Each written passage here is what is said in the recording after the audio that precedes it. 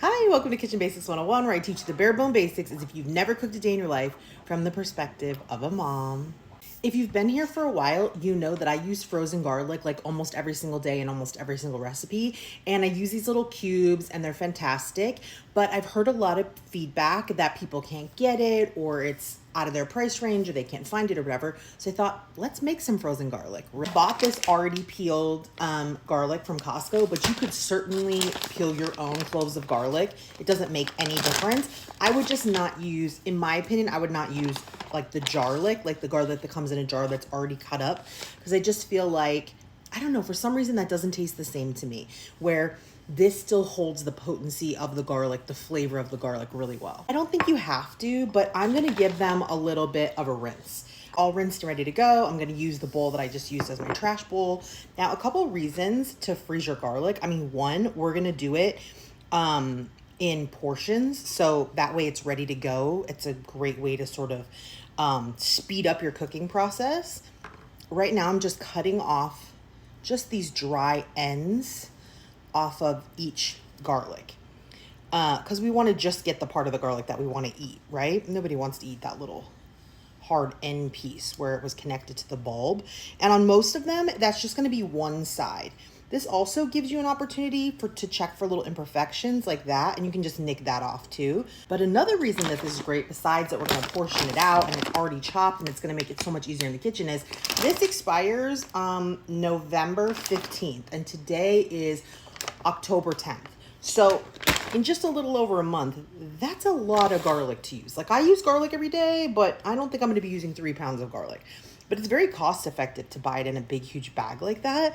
So in this way, yes, it's a little more work, but it's a little more work like one time. This garlic is probably going to last me 6 months, like maybe longer. And if I freeze it, then it's going to stay good and I'm going to be able to use it whenever I want to use it. As many ways as you can cut steps out when it comes time to cook a meal, through prep, through having things ready to go. These are barriers that keep you from cooking, right? I mean, one is just, I don't know how to cook, or the fear of cooking, or, you know, I'm going to get in trouble if I do it wrong, or it's not going to turn out good. Like, those are all legitimate concerns that I hear every single day in my comments.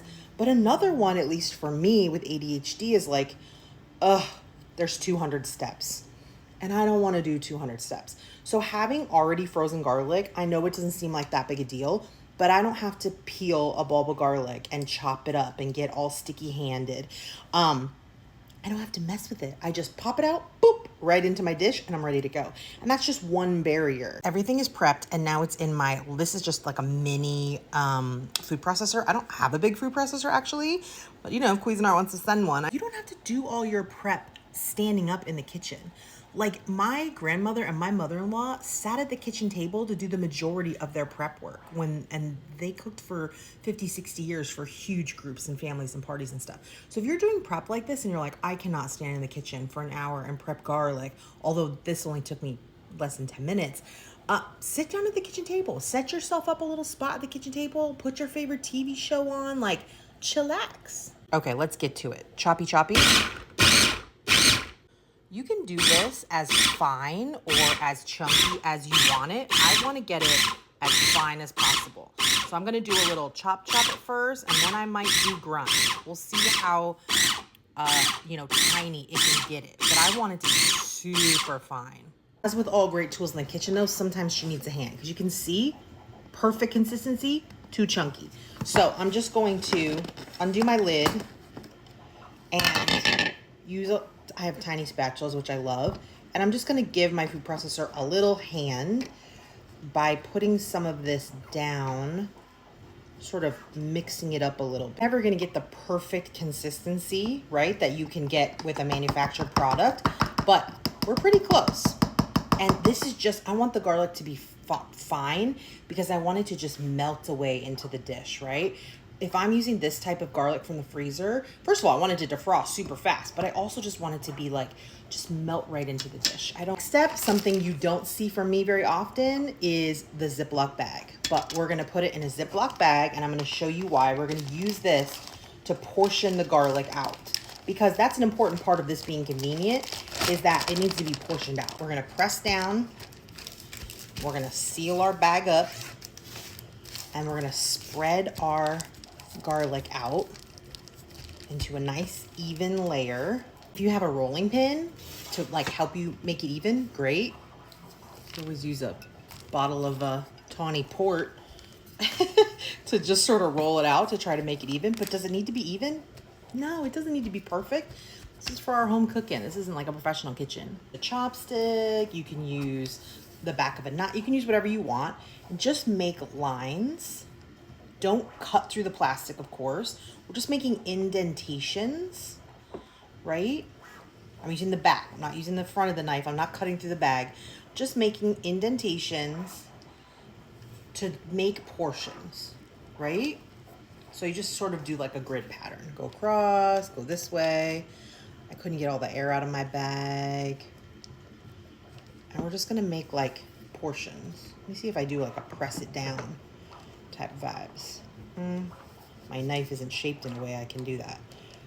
So you can use whatever you want to just draw lines to separate the garlic into like little flat discs to the best of your ability. It doesn't take much. You're just gonna use these lines to break it apart after it's frozen. This bag has a weird seam at the bottom, so I think I'm gonna have trouble with the lowest one, but I think I'm gonna be okay with everybody else. They're in their little grid patterns. This is a quarter cookie sheet, and I'm just gonna put this flat in the freezer until they freeze. Okay, it's the next morning. You probably didn't have to leave it overnight. It probably was frozen within a couple of hours, but I left mine overnight. And you can see we have all these little like bricks, right? So we're just gonna break them up, take them out of our bag here. And then you can store them however you want. You could put them in you can leave them in this plastic bag broken up. You could put them into a mason jar. You could put them in whatever makes you happy. I think this bag maybe has seen better days. Maybe I'll put them in like a smaller bag, but I'm just gonna break them up into little individual chunks. We could have made them smaller, but I mean, it's garlic, right? So this way, when it's time to cook, you can just pull one of these little chunks out, boom, you've got your chopped garlic ready to go. Plus, your garlic's gonna keep forever. Putting them into a quart size before I had it in the big gallon, each individual little frozen pieces, and pop them in the freezer. Look, I could have fit double as much in here. And then when it's time to cook, we'll whip them out and we'll use them, and I'll show you when I use them.